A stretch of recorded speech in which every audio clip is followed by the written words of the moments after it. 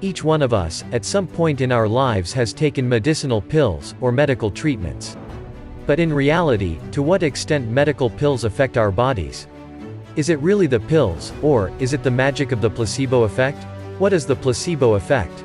It is a positive belief about a medical drug, or a medical therapy where someone thinks the drug, or therapy is going to heal them, and after getting better, finds out that the pill was just a sugar pill. So the question is, what actually made them better? Well, obviously it wasn't the sugar pill.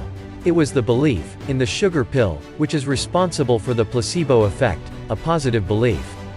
This becomes very important, because it really emphasizes the nature of how our thoughts are manifesting our life experiences. What most people don't understand is that negative thoughts are equally powerful but work in the opposite direction. In medicine, the term for negative effect is called the nocebo effect. Interestingly, a negative thought can cause any illness on this planet. It can even cause a person to die. So it's the power of thought that actually is controlling the character of our lives. But how does the mind work? There are two sets of minds in every person: the conscious mind and the subconscious mind.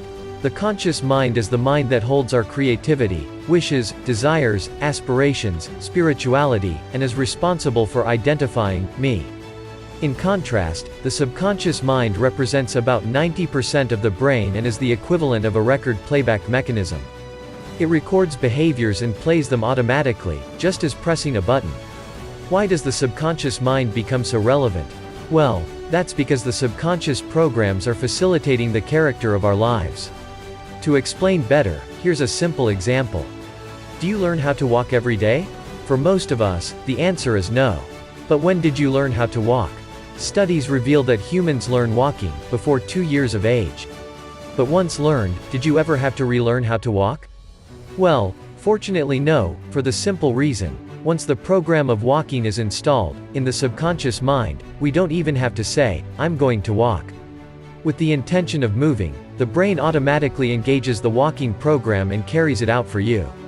So, the subconscious mind is really pretty cool, because what it does is, it saves us a lot of time, from relearning things over and over again. Think about this: if you didn't have a subconscious mind, every day, when you wake up, guess what you'd have to first learn how to do? Walk. Isn't it? That way we would never get anywhere. Thanks to our subconscious mind that makes every program efficient and convenient. But there is one problem that comes along with the subconscious mind. What if some of the programs were negative? Well, then automatically, when stimulated, these negative programs are going to take us in a negative direction, and undermine the character of our lives, because the subconscious mind is a record playback device. It's habitual. That's its main thing, as compared to creativity, which is the function of the conscious mind. So from where do these habits come from? Some of the habits are genetic. They are just instincts. For example, if a fly comes toward your face, you would automatically blink your eye. It's not learned. It's a built-in instinct. But many of the programs in the subconscious mind were acquired by observing other people and downloading their behavior. These were acquired by observing our mothers, fathers, our families, and our communities. Why do we need programs in the subconscious mind? Interestingly, when a child is developing, it already has a built-in system to operate, but it doesn't have any programs, just as when you buy a computer with an operating system. It has to acquire programs in order for it to be functional. So we learn by observing from our outer world, and it gets stored in our subconscious minds, and makes our characteristics functional when we need them. Fun fact: during the last trimester of pregnancy, and the first 7 years of life, our brain is not operating at the level of consciousness, that's a higher functional vibration.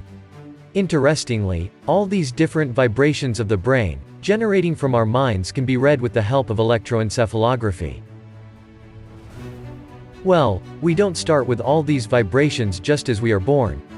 The lowest vibration is called a delta. That is the vibration of the brain, when we are sleeping, or unconscious. As a child, we begin with the lowest vibration, delta, because a child spends most of its first year sleeping. The next higher vibration is theta. Theta is characterized as imagination. This is what exactly children under 7 are really good at. The next higher vibration is actually the beginning of consciousness, and is called alpha. It's a calm consciousness. After age 7, a child becomes conscious of the world around it.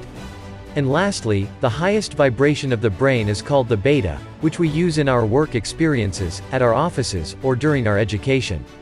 Beta is more like a focused schoolroom consciousness. Children by the age of 12 start developing this higher level of consciousness. This is why there are different educational paradigms after age 12, because a child is more capable of dealing with higher consciousness after age 12. Now the interesting point is this: the first 7 years of a child's life, it's not expressing consciousness. It is in the state of theta, which is below consciousness. Interestingly, one of the characteristics of theta is hypnosis. Nature has created the first 7 years of a child to be in a state of hypnosis.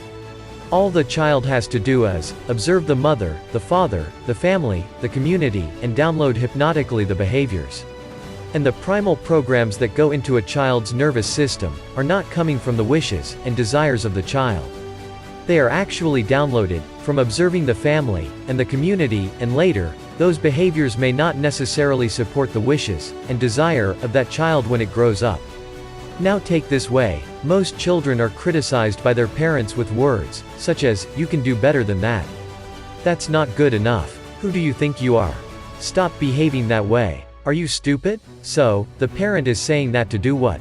To actually needle the child into behaving responsibly.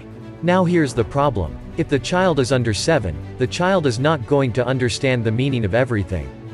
It's in a state of record. It's in a state of theta. It's just downloading the words.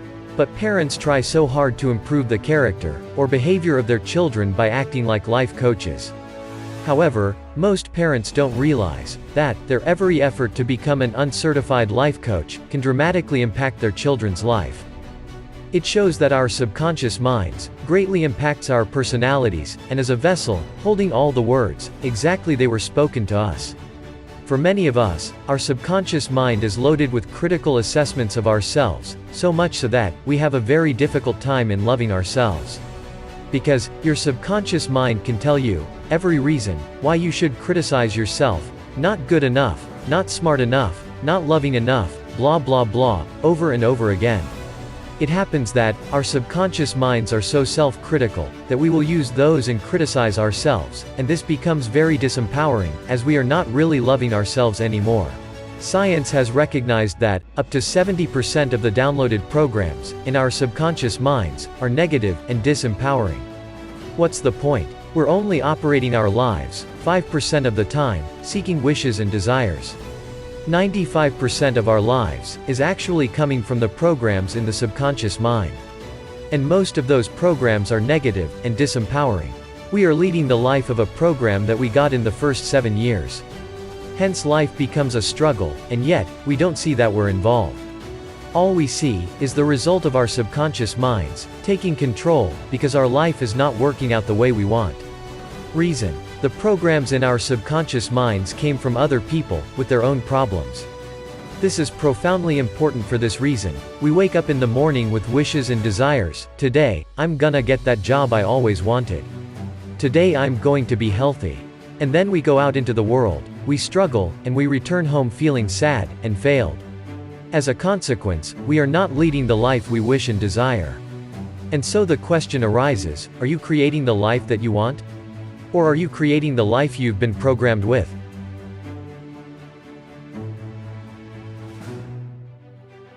If you liked this video, then don't forget to hit the like button, subscribe to our channel, and visit our website, sciencereligionandsociety.com.